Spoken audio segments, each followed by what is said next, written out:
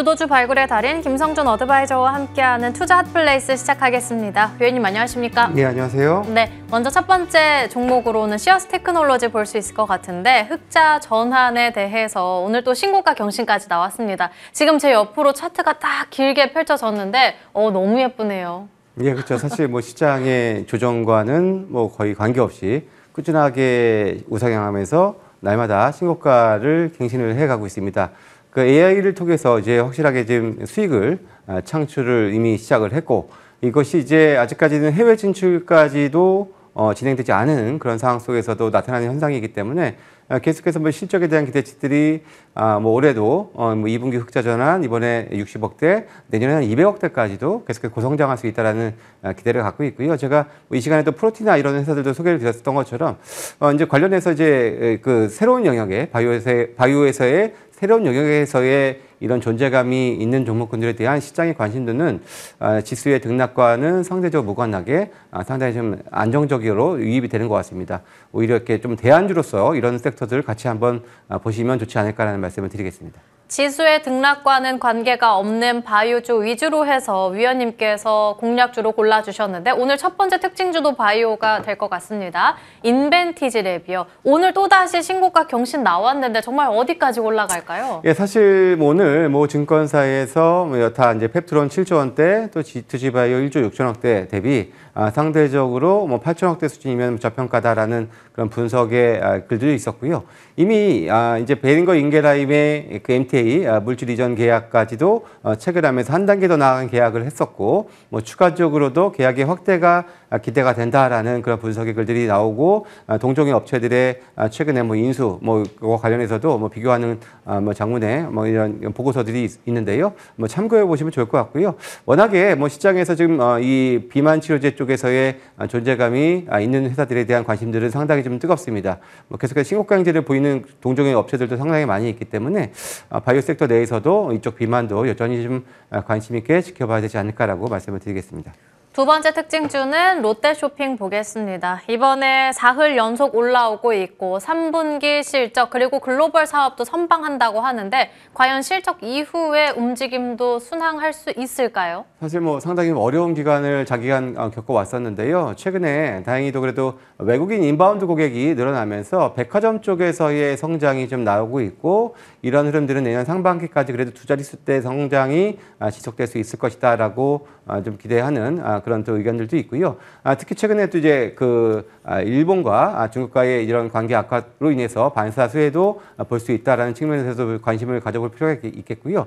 기본적으로 이제 사실 대형마트 쪽은 상대적으로 많이 부진했었는데 그래도 최근에 이제 어려움을 겪고 있는 홈플러스의 구조조정에 대한 반사 수혜도 예상이 되는 부분들도 있고, 그래도 점진적인 내수 회복에 대한 기대감들, 특히 국내 말고 해외, 특히 베트남이라든지 뭐 인도네시아와 같은 동남아 쪽에서 고성장이 계속해서 이어지고 있는 부분들이기 때문에 그래도 확실히 돌아선 백화점, 그 이외에 대형마트 또한 어느 정도 좀 개선될 기대가 있다라는 측면에서 바닥을 좀 탈피하는 움직임들, 특히 최근에 수급도 많이 개선되고 있는 움직임이 나오고 있는 만큼 뭐 최근 변동성이 심한 시장에서 나름의 또 하나의 또 대안 섹터로서 내수 관련주들도 한번 보시면 될 것 같습니다. 세 번째 특징주 역시나 중일 갈등에 따라서 반사액에 대한 기대감을 갖고 있는 노란풍선 볼 수 있을 것 같은데 이에 대한 반사액이 과연 좀 장기적으로 이어질 수 있을까요? 예, 사실 제가 최근에 이제 GSP&L 또 어제는 롯데 관광개발 이런 쪽에 이제 수혜주로서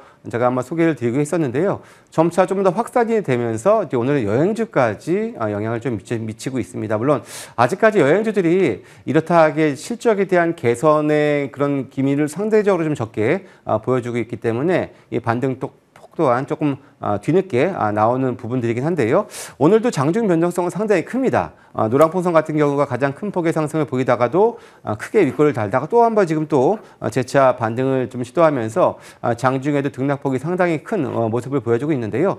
하지만 뭐 중일 갈등이 뭐 어느 정도 좀 지금 지속될 수 있는 그런 우려가 있고, 실제적으로도 예약 취소자들이 많이 늘어나고 있는 만큼 확실하게 국내에서는 이런 쪽에서의 반사 수혜를 기대가 어느 정도 해볼 수 있는 그런 좀 이슈라고 생각이 들어서 계속해서 이제 관련주들 관심을 한번 가져보는 것도 좋을 것 같습니다. 파르나스 관련해서 이미 GS P&L로도 수익을 많이 내주셨고 오늘도 관련한 종목으로 공략도 준비해 주셨을까요? 자, 오늘은 롯데쇼핑으로 준비했어요. 아까도 말씀드렸지만 이것도 물론 간접적이지만 반사수에도 분명히 기대가 되는 측면들도 있고요.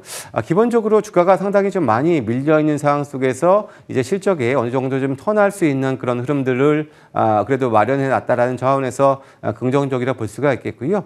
그래도 뭐 계속해서 이제 안정적인 수급과 함께 저평가 구간은 분명히 맞습니다. 일단 실적이 턴한다는 관점에서 본다면 그런 관점에서는 조금 더 저는 좀 상승할 수 있다라고 보여지고요. 최근 은근하게 현대백화점과 같은 이런 회사들 시국가 지금 달성을 하고 있거든요.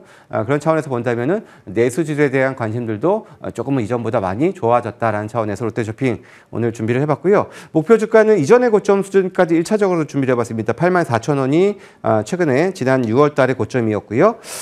손절 가격은 7만 원, 좀 더 타이트하게 손절 가격 말씀을 드리겠습니다. 내수주에 대한 기대감 갖고 롯데쇼핑 말씀해 주셨고요. 목표 주가는 84,000원, 손절 라인은 7만 원 제시해 주셨습니다. 추가적으로 저희가 시간 여유가 돼서 본다면 삼양식품, 황제주로 등극한 게 정말 엊그제 같은데 이제는 140만 원입니다. 상승률도 3거래일 만에 8%대 기록하고 있는데 추가 전략은요? 예, 제가 지난주 목요일 날 소개를 드렸었고요. 사실 이번 3분기 실적에 대한 이런 우려도 사실 있었습니다. 왜냐하면 관세 영향을 받는 그런 또 분기였기 때문에. 하지만 그래도 뭐 이제 양호한 영업이익 1,300억을 조금 넘는 그런 실적을 보여주면서 지수가 좀 흔들리는 시장 속에서 안정적인 주가 움직임을 보여주고 있는 상황들이고요.